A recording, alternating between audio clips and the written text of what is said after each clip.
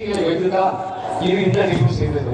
ஆனால் கண்ணால் கண்ட தெய்வம் என்று வர்ணிக்கப்படுவர் இந்த உலகத்தின் ஒப்பற்ற ஒரே தலைவர், பாரத பெருந்தலைவர், கர்ம வீரர் காமராஜர் ஒருவர்தான் கண்ணால் கண்ட கடவுளாக வர்ணிக்கப்படுவார். எனவே நிகழ்வில் நிறைவு பத்திரிகையாக உன்னை போல் தலைவர் உண்டோ என்ற பாடலை பாடி திரைசைக்கு வழிபடுகிறேன். கைகளை தட்டி உற்சாகத்தோடு பாரத பெருந்தலைவர் கர்ம வீரர் காமராஜருக்கு ஒரு பாடல்.